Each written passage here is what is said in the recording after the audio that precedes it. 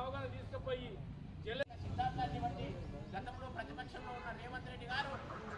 రైతు భరోసా 15,000 రూపాయలు చెల్లించాలని తహసీల్దార్ కార్యాలయం ముందు బీఆర్ఎస్ నిరసన.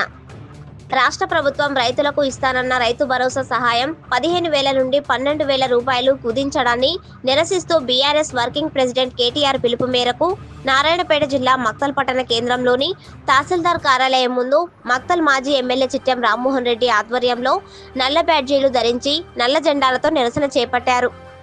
ఎన్నికల్లో రైతులకు ఇస్తానన్న రైతు భరోసా 15,000 రూపాయలను చెల్లించాలని మక్తల్ తహసీల్దార్కు వినతి పత్రం అందజేశారు. నిరసన కార్యక్రమంలో మాజీ ఎమ్మెల్యే చిట్టెం రామ్మోహన్ రెడ్డితో పాటు బీఆర్ఎస్ శ్రేణులు పాల్గొన్నారు. ఈ సందర్భంగా మాజీ ఎమ్మెల్యే చిట్టెం రామ్మోహన్ రెడ్డి మాట్లాడుతూ ప్రభుత్వం రైతులకు రైతు భరోసా క్రింద 15,000 రూపాయలు ఇస్తామని 12,000 రూపాయలు ఇవ్వడం ఎంతవరకు సమంజసమని, ప్రభుత్వం ఎన్నికల్లో ఇచ్చిన 6 గ్యారంటీలను తుంగలో తొక్కి ప్రజలను మోసం చేస్తున్నదని, ప్రజలు కాంగ్రెస్ పార్టీని నమ్మే ప్రసక్తిలో లేరని, 6 గ్యారంటీలను అమలుపరిచేంత వరకు బీఆర్ఎస్ పార్టీ ఆధ్వర్యంలో నిరసన కార్యక్రమాలు చేపడతామని హెచ్చరించారు. ఈ కార్యక్రమంలో టీఆర్ఎస్ పార్టీ నాయకులు, కార్యకర్తలు, రైతులు తదితరులు పాల్గొన్నారు.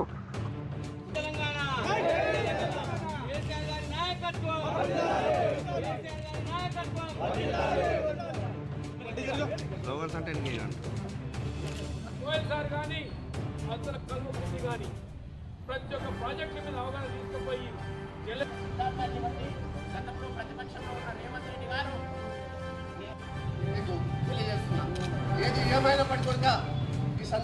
ముఖ్యమంత్రి గారు రేవంత్ రెడ్డి గారు రైతులకు ఏదైతే 12,000 ఇస్తా అని చెప్పి రైతు బంధు కింద అది కూడా రైతులు చేసుకున్న దరఖాస్తు అని చెప్పడం చాలా విడ్డూరం.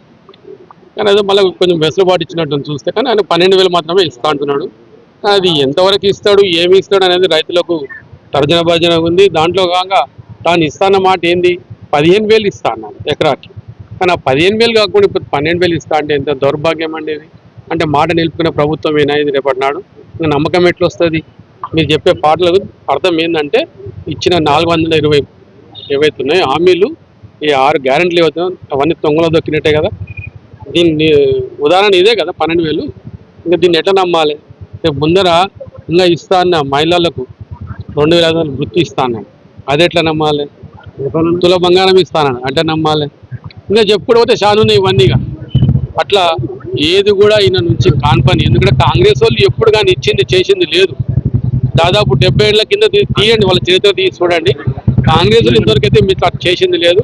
ఎవరైనా చేస్తే ఇస్తే వేరే ఎవరైనా ప్రాంతీయ పార్టీ వాళ్ళని చేసి మన కేసీఆర్ సార్ ఎట్లయితే చేసిండు, రైతు బంధు, రైతు బీమా, కళ్యాణ లక్ష్మి, షాదీ ముబారకు, కేసీఆర్ కిట్, ఇట్లాంటి స్కీములు తీసుకొని వాళ్ళు ఏదైనా పేర్లు మార్పిడి చేసి చేస్తారు తప్పిస్తే కొత్తగా చేసిన మటుకు ఏది ఉండదు. ఎందుకంటే వాళ్ళకు ఇన్నోవేటివ్ ఐడియాస్ అనేది రావు.